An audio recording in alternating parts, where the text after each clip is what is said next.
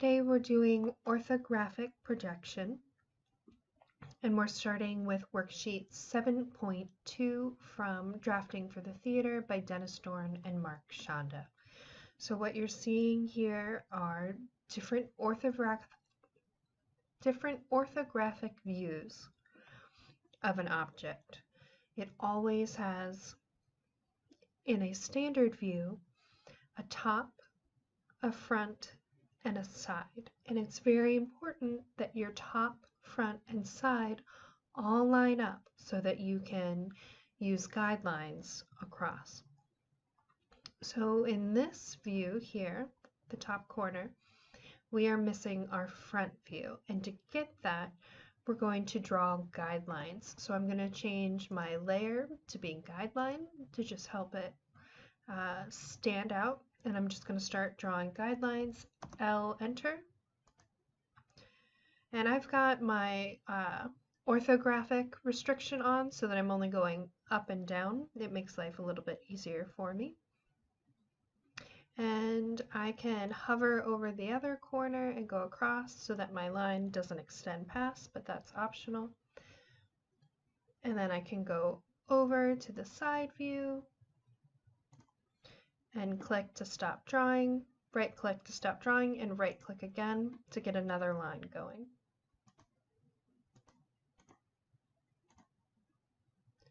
So I'm just stopping and starting my line as needed.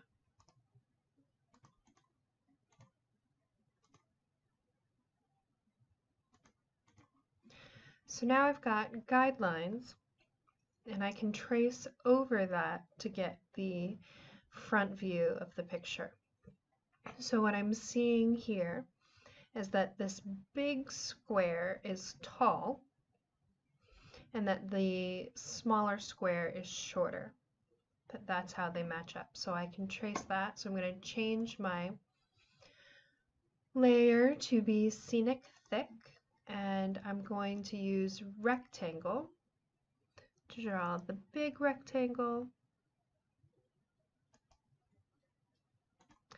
Oops, I didn't quite make it because I used the wrong snap. So I can Control Z, escape, Control Z, Control Z till it goes away, and then I can rectangle again.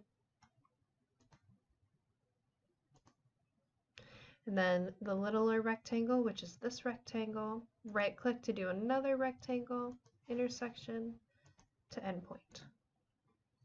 And now I'm having trouble seeing my completed view, so I'm just going to turn off the guidelines for a second by clicking the light bulb. And now I can see the front view. So we can go to the other side. I will turn back on guidelines and select guidelines and continue drawing. Now, when you are doing a side view, you need to do a 45-degree line from the corner. So I'll click the end, and I've got my ortho restriction on, so I can just tab over to enter degrees, enter 45, and it makes a 45-degree line. Now I can start doing guidelines over and then down. And I can't really click on the line, so I'm just going to go past the line.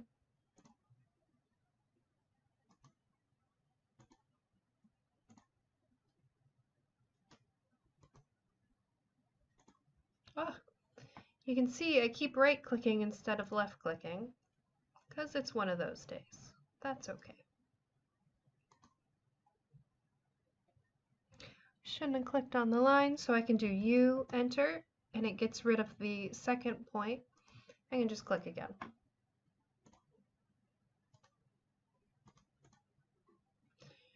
Now those lines are kind of confusing, so I'm just going to trim off the excess. I'll select them all, type TR, and trim them, and right click to complete.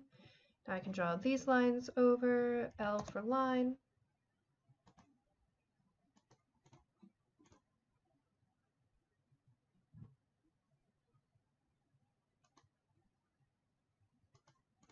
I'm just skimming over. I'm not clicking at the point where I want. I'm using an extension just because it makes it a little bit clearer for me if I'm not drawing over the object, but that is purely optional. And now where your 45-degree line meets with the lines you extended over from your top view, you just go straight down.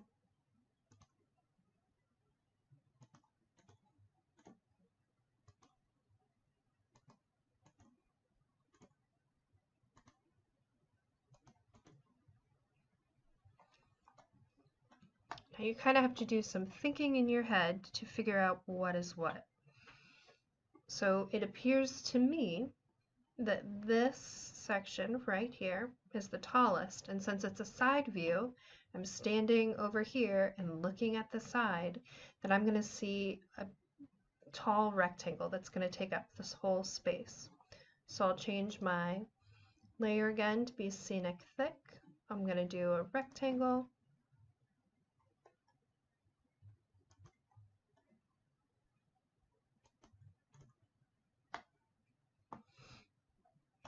And then because this is tall and takes up the whole space, it's going to be the only solid line. Everything else is going to be a hidden line, which is a dashed line. And I'm going to do it a little bit differently this time. I'm going to change the lines here. I'm going to trim them and delete them instead of tracing over them. So I've done the big outline. Now I can start to put in the hidden lines. So I can see that this section is short and it goes all the way across. So I'm going to turn this line into a hidden line. Double clicking on it, changing hidden. And I'm going to change its layer to section thick. And then I'm going to trim it. And it goes all the way across, so it's going to go all the way across. So I'll select the line I want to trim and what I want to trim it to. TR, enter. Just trim it out. And right click to complete. And then this line tells me that the front section right here is tall because it is hiding the section behind it, which is shorter. So this line is shorter and it's back here. If this front section was shorter, this line would be a solid line. And so it goes, the shorter section fills this area here. So it comes across and it's this tall. So I can change that to a hidden line, double click on it, change its layer to scenic thick, change its line type to hidden, and then I will trim it. So I'll also select the lines I want to trim to. TR, enter, and I'll do it there, and then right click to get rid of it, and I'll delete the excess.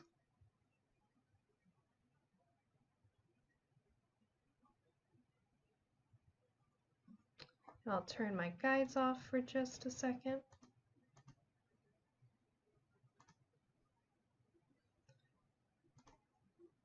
And that was just warning me that I'm still having guidelines as my current layer, so anything I draw would be invisible because I've turned the guide off. And I can see that I'm missing a line right there. So I'll go ahead and draw that on the scenic layer. I'll enter. And double click it and turn it to a hidden line.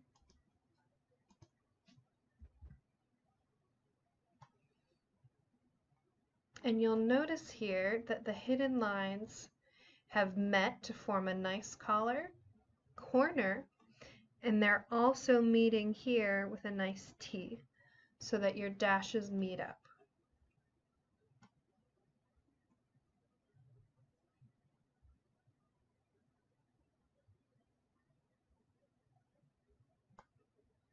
And I'll also want a hidden line here to show the height of this section.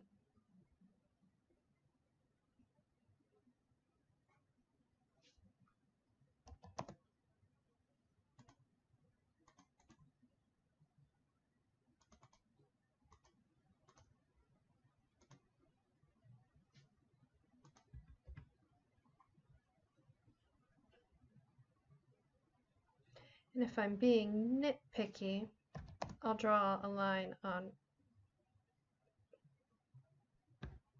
I will delete that and extend this line.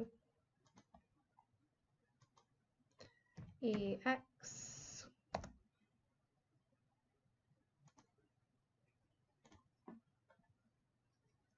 And it just meets there. It's okay, but not great. I would prefer that they both meet.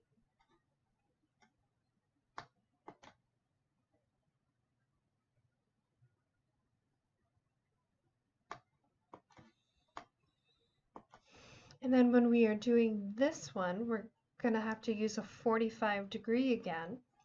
But what we want to be aware of